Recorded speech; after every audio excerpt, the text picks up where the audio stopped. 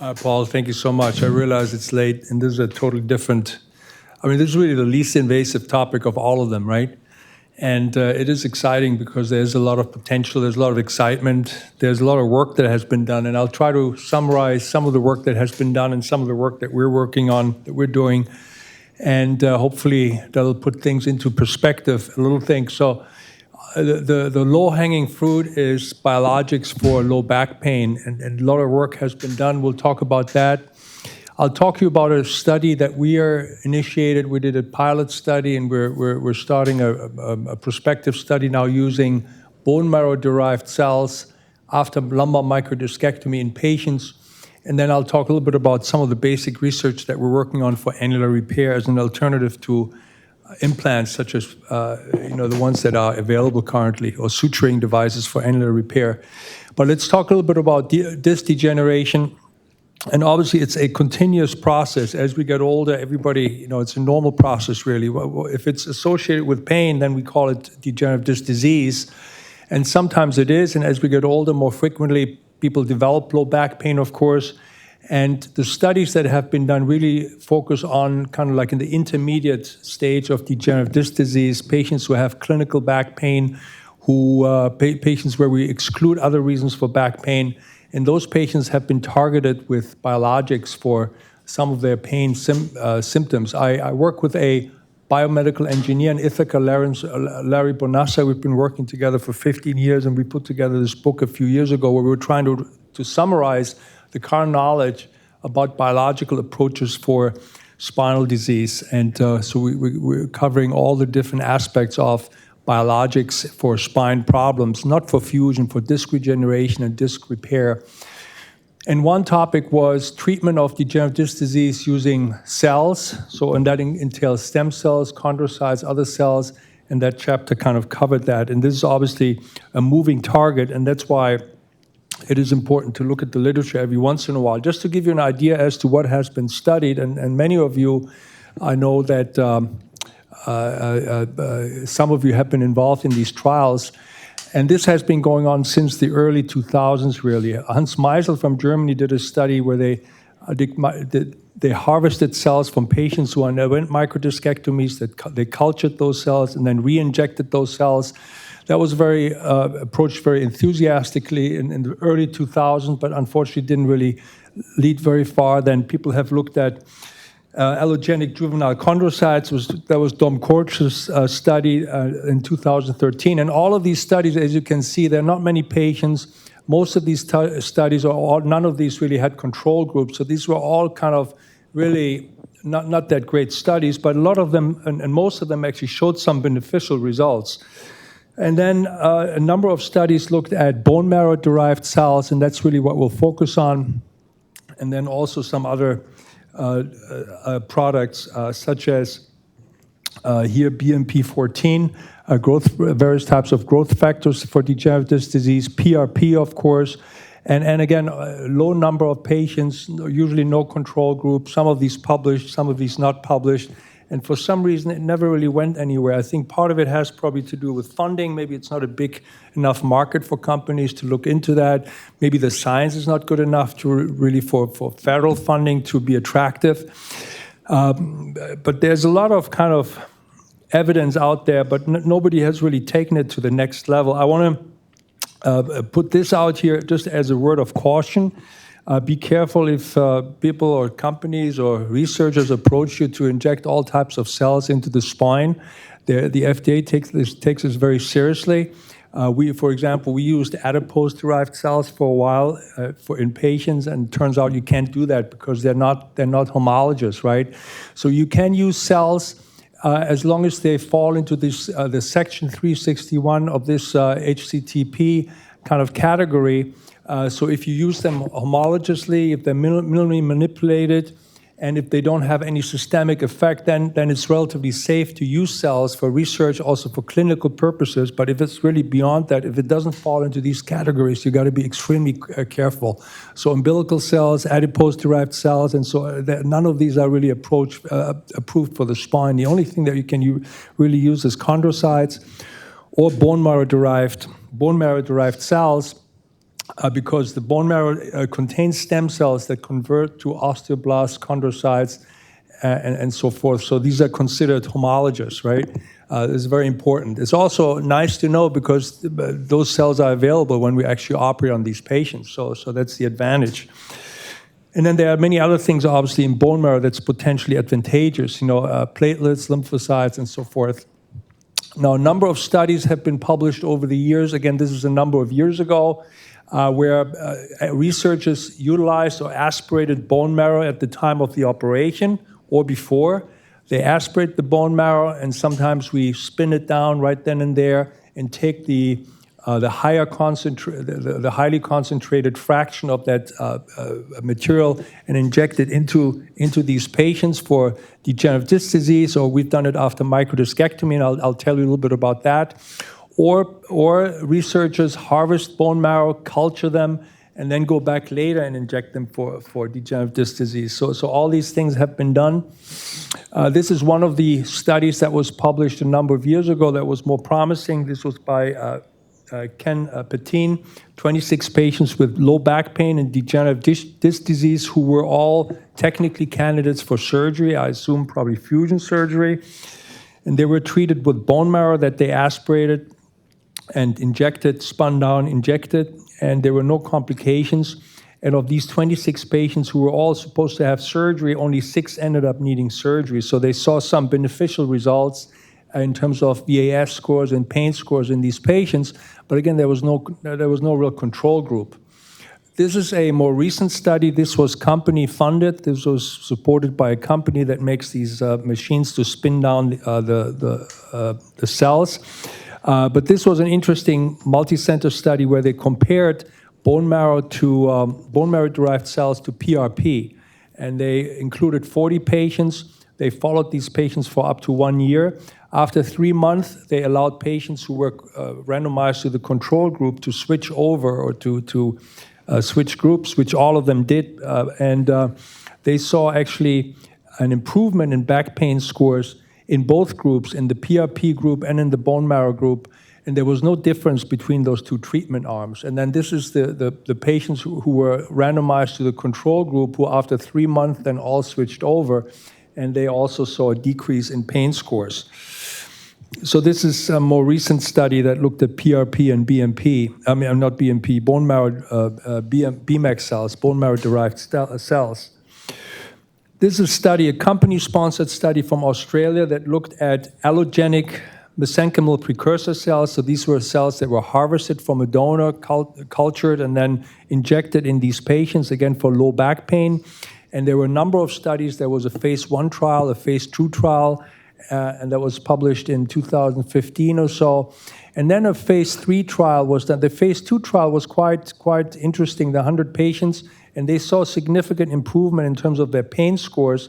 And actually, there was a group with more cells and then a group with a lower cell concentration, and the lower cell concentration did a little bit better compared to the placebo and to the control groups. I don't know what happened to the phase 3 trial. Maybe somebody here, it's very hard. I couldn't find any publications. There must be a reason why this was never published. Maybe they ran out of funding. Kevin Foley presented a study that also has not been published. This is only basically from the internet, kind of a summary of this study. I didn't talk to Kevin about this directly, but this was also an allogenic cell line that was treated for low back pain in patients with degenerative disc disease. They included 60 patients. They looked at various types of outcome parameters up to 2 years, and they also found very encouraging results. But again, this has not been published, and I don't know why. I would have to ask him. So you got to be somewhat careful. There's all kind of promising, all kind of low-grade positive evidence.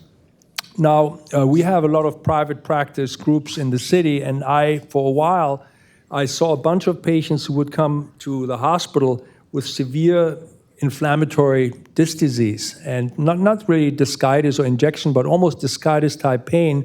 And a lot of those patients underwent a PRP and bone marrow-derived stem cell injection at one of the places in the city, and I talked to the researcher, who's a very reputable and very serious person. And he felt there was the combination of PRP and bone marrow at the same time that caused this very, very significant inflammatory response. I remember there was one 18-year-old who came in who had like osteolysis of L4 and L5 and all these patients improved over time, but it was quite dramatic. That was a few years ago, and we saw maybe 3 or 4 patients. And again, he attributed it to the combination of PRP and bone marrow at the same time, and he stopped doing that, and we haven't seen any of those cases. But this is anecdotal, obviously. So that's kind of where we are in terms of cells for degenerative disc disease and back pain. I want to talk to you a little bit about lumbar microdiscectomy in biologics. Now, all of you do lumbar microdiscectomy. It's extremely successful operation.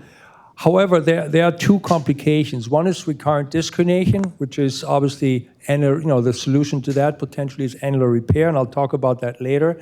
The other problem is continuous degenerative disc disease and low back pain. And we published this paper a number of years ago where we did a literature review. And it's a little bit hard because there are no real good data out there. But if you look at multiple studies and kind of summarize the studies that have been published, you see that if you look at patients who had a lumbar disc herniation with or without surgery, they have about a 40% chance of suffering from low back pain long-term after having a lumbar disc herniation, with or without surgery. So that's a long-term kind of late effect of having had a lumbar disc herniation. And if you look at the prevalence of low back pain in the general population, it's much lower. So I think it is probably reasonable to assume and to say that the fact that somebody has a lumbar disc herniation puts them at greater risk for suffering from chronic low back pain at some point in their life. So that was the rationale for us to think about combining bone marrow with a lumbar microdiscectomy at the same time. So we did that in a pilot study. We included about 25 patients, and all these patients had lumbar microdiscectomies where we went in, we removed the disc fragment, and then we harvested bone marrow from these patients, spun it down again, and used 1 to 2 cc's of the fraction that contains a higher concentration of stem cells, and injected that then at the time after the microdiscectomy into the disc as deep as possible, obviously, to avoid the defect. And then we followed these patients for a year with some of these patients with MRI scans, but also clinically. So this is, we use the spinal needle to inject the bone marrow-derived cells into the disc space as deep as possible. And these patients, this is 24 patients, and 8 of these patients actually underwent MRI scans. And now we have funding, and we're doing a prospective study where we're getting MRI scans on everybody. So as you would expect, these patients, their ODI scores improved, their VAS scores improved, of course, and they all did very well. I was interested in I was worried about potential side effects, like recurrent disc herniations, infection, CSF leaks, but we didn't see any of those in these patients. And this is from 25 patients now. And there were no recurrent disc herniations. We got MRI scans in a number of these patients, and because of our basic research in animals, we developed an algorithm looking at T2-weighted images where you can quantify the hydration, and this was first published in animals, but you can quantify the hydration, and then also the size of the nucleus. And then we applied this MRI sequence in these patients, and this is just an example, one of those cases. And again, this is not without a control group. This is just patients who had a microdiscectomy, and we went back at the same time, injected bone marrow. The nucleus, the size of the nucleus increased in these 2 patients, and the intensity also here increased in terms of the hydration. These are just some examples. In terms of hydration, that result was significant. In terms of size of the nucleus pulposus, the increase was not significant, but there were 3 out of those 5 actually showed an increase in the size of the nucleus. So obviously this is all very, very preliminary. This is really pilot data to show that this is safe. It can be done safely. And we have IRB approval now to do this in 90 patients with a control group without bone marrow. So we'll do that and see what the MRI scans look like. So but I think it is interesting because low back pain and continuous degenerative disc disease is a problem of the lumbar disc herniation, of course. Finally, I want to talk to you a little bit about some of the more basic science research that we've been doing on annular closure, annular device, or not device, but annular closure. As you know, there are implants that are FDA approved for annular closure. There's also suturing devices that have been used. There are a lot of biomaterials that have been used over the years, but nothing really has found its way into the clinic. And this is obviously the problem. You have a tubular surgery here, a big annular defect after the microdiscectomy. What do you do? And every patient, I don't know about you, but I'm sure the same, every patient who has a little bit of an understanding, they're going to ask, well, what are you going to do with the hole? So we developed a technique with collagen combined with riboflavin.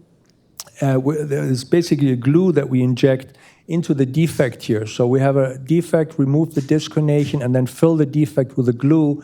And then we shine blue light into that, and that stiffens the defect. And in animals, this has worked really nicely. This is a study with Ibrahim Hussein where we did this annular repair in sheep and followed them for 6 weeks and looked at the histology and MRI scan. If you look at the injured disc here, the MRI scan shows a severely injured disc. If you repair the disc either with acellular collagen or with a collagen with bone marrow-derived cells, you see a significant improvement of the MRI signal and also the histology. And then finally, we did the same thing with nucleus repair at the same time. We worked with a company from Europe who has a HA component that they use for nucleus replacement, and we combined that with our annular repair technology. And here also we saw that if you look at the discectomy alone, and then you just use the nucleus replacement, or you just use the annular repair. If you do both, you see much more normal MRI scans after this compared to the control group here with an intact disc. And also biomechanically, we saw advantages. So we've been talking to the FDA about this, and the problem here is really the funding. You need funding, and it's very difficult these days to get funding for this type of research, but it is very exciting. So that was my summary. So basically, bone marrow cells for degenerative disc disease. Right now, we do this without really a lot of evidence. It's very costly for patients. I think annular repair is going to be very exciting. And then also maybe to prevent degenerative disc disease in patients who just have a lumbar disc herniation, and that we take to the OR, and then long-term, hopefully, it'll prevent the degeneration down the line. Thank you. Roger, that was a very comprehensive talk on, actually, I think a little bit of an esoteric subject for surgeons. I mean, we're mostly clinicians, so we're seeing patients and really thinking about, interventions that are much more invasive. But a lot of my patients, I'm new to Memphis, they're undergoing PRP injections. I think it's very common. There are a lot of places that offer it based on actually fairly spotty data. But I mean, it sounds good. And I haven't heard so much about the bone marrow aspirates, but Yeah. PRP is very popular. It's just pay for service too. Right. I mean, what do you think about that? I think the data, I didn't show the data. There are a few studies looking at that, and they're not, it's very low-level evidence for that, I was certainly amazed when I saw that anecdotally in my practice. Patients who got PRP and bone marrow cells at the same time, they had these really aggressive inflammatory responses. So that's kind of like the worst case scenario, so you got to be very careful. In California, they popped up like mushrooms after the rain. There's a million places that people go. It's cash pay. It's very common. Yeah. People ask me about it. What would you say? Well, I think. I was like, I don't know. It's 10 grand above. Yeah, well, I think it's. It seems to be safe, So if they can afford it, But there's another place actually in Tyler, Texas. The company is called Disc Seal. Yeah, that's fibrin. Fibrin, yeah. Yeah, that's fibrin. Now there's no evidence for that. They do it in the cervical spine, even. I think that's crazy. Roger, I did have a question though. I think, that's great work. The biggest issue though is how do we know those mesenchymal stem cells are actually alive and they're actually doing anything in the most hostile avascular environment that is the disc? And so this whole thing, I've now got that. I don't know if you've been able to see that. Do you have any proof that it's actually alive? other than just saying, yeah, this thing heals. We see all this all the time. And we know the other studies we've done that they don't live, they die. Yeah, It's no, very hard to keep them It's alive. difficult. I mean, we've been trying to label them. There are ways of labeling cells, but then but it's very, very difficult to keep that labeling around for more than a few weeks, you know? So I don't think there's any evidence to show that they're actually alive. There's evidence histologically that it heals up better if you use the cells. We've seen that in the integration you see histologically, but whether those are the cells that you put in there or new cells, you don't know. But the other thing, all those FDA studies, right? There were 3 or 4 of them with mesenchymal stem cells, other stem cells, and saline. Saline did better in every one of them, to the point they're considering saline to be therapeutic. The FDA actually has come back and said, you can't use saline. Saline is probably therapeutic. It should be sham. So if you want to do another one now, it has to be a sham study. I mean, that's how bad it is. Everyone, you know data. So it doesn't make sense. Something's off. We're missing something here. I'm not sure what it is, though. Well, there were a few studies, like that mesoblast study. They used a saline control group, and then that was inferior to the cells. Okay. Yeah. All right. All right. Yeah. Yeah, I wonder about, with cost, because, in general, everything in healthcare is just talking about costs, margins, and surgeries. It seems like your theoretical benefit would be to lessen your probability of having back pain. So as a patient, would you be willing to pay out of pocket for something like that? Because it's probably not something commercial repair or CMS will. Yeah. No, it's all cash. No, nobody pays for this. Our patients have to pay for it. But a lot of patients they ask you in the office, they're so excited about stem cells, they would do anything. So it's a philosophical, either you believe or you don't. All right, thanks, yeah.